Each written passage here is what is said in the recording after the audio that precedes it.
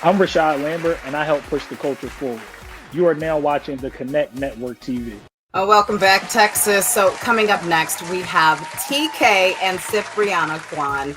And these sisters, these queens, they have been really leaving their mark in the fashion industry with campaigns for Valentino, Fendi, Tiffany, Bulgari, all the things I don't own, okay? Dior, I got a little Louboutin, I got a little Chanel, but you talk about being the face and the brand and just being able to put a stamp on their own status, their own success through these collaborations. It's incredible. And I'm so honored to have a space for them to share more of the story and for you at home to be inspired. So please help me welcome Miss TK and Cipriana Quann to the show. Hey. Thank you for having us. Thank you for having us. We're going to talk a little bit more about the sister bond in a little bit, but I know that so many people at home are looking to get into major publications. You guys have gone above and beyond and stood out of the crowd. Obviously, you're stunning and beautiful. And I know that some businesses watching are very curious about how they can create collaborations to be a part of major publications as they build their brands. How has this type of recognition helped your brand?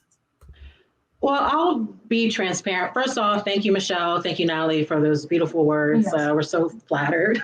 To be completely transparent, my sister and I, we didn't have a connection, not an iota of any sort of connection within the industry when we started. My advice would be continue to consistently put your work out there. It doesn't matter if it's 5 people paying attention to you. You never know who those 5 people may be or who they may spread the word to. So always put your work out. So I hear you two incredible ladies have a new show and a platform called Chew on Something.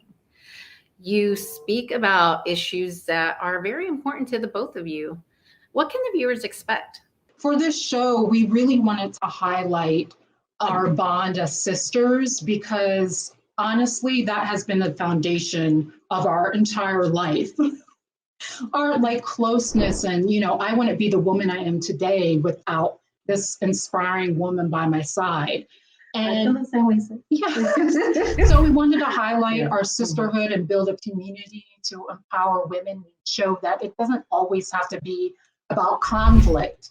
It can be about love. It can be about supporting each other and showing the beauty and strength in that, and all over some good, healthy food and recipes. Yes, absolutely. Well, you guys definitely have just the sweetest relationship, such a loving, deep bond. And I was able to check out the very first episode. I'd love for you to talk a little bit about that time in your life and really how you're continuing to overcome.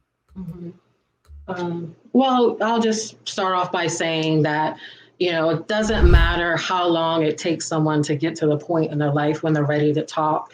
It just matters that they do it. And no one ever has to do it in a public manner in the way that we did it. But what is essential is that you talk to someone that can help you process these emotions. And it's not just a one-time conversation, which is why we highly recommend therapy. You need to talk to someone that can regularly help you process these emotions.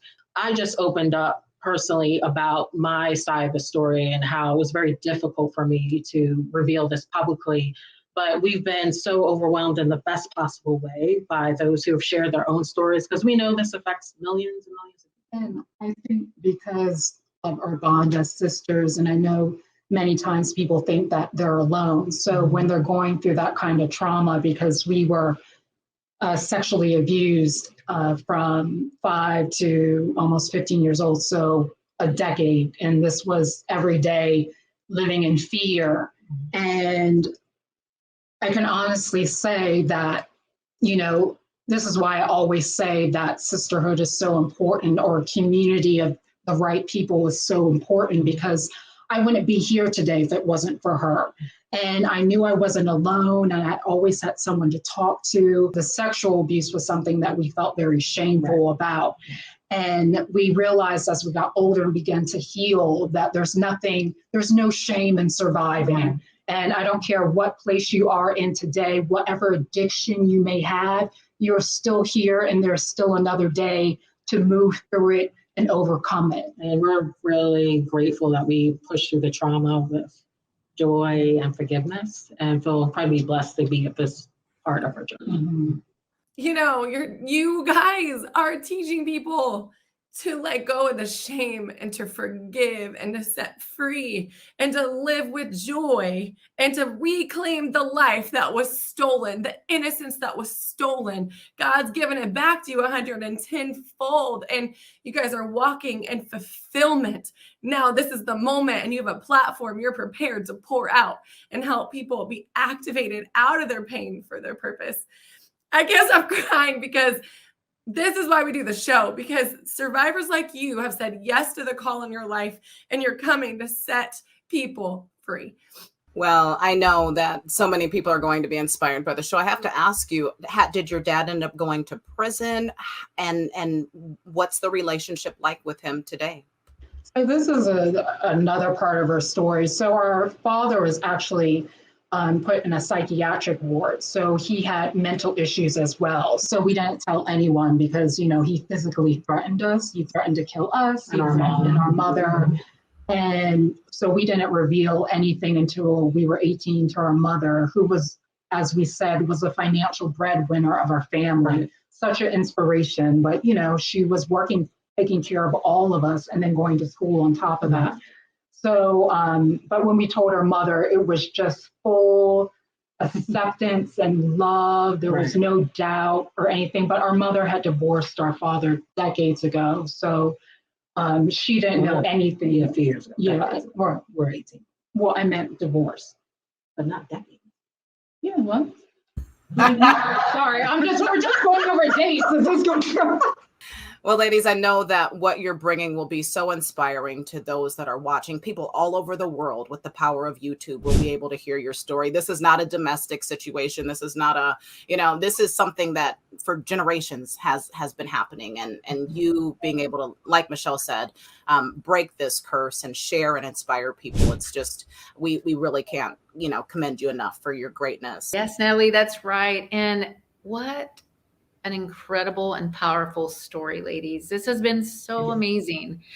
Please share with our viewers how they can keep up with you, the fashion trends, the show, once again, all things that you have going on. We'd love to hear it all.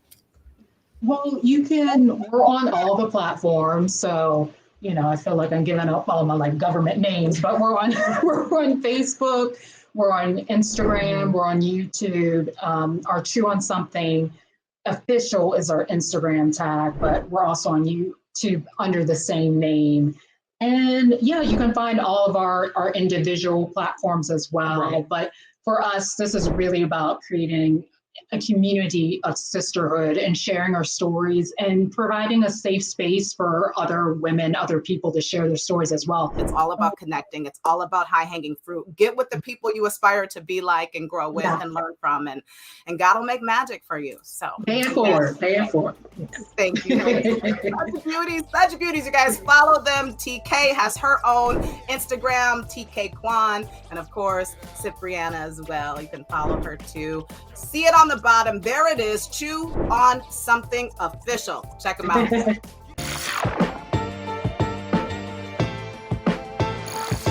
Hi, my name is Brooklyn Sudano, and you can catch me on Cruel Summer on Freeform, Hulu, and Amazon worldwide. You are watching the Connect Network TV.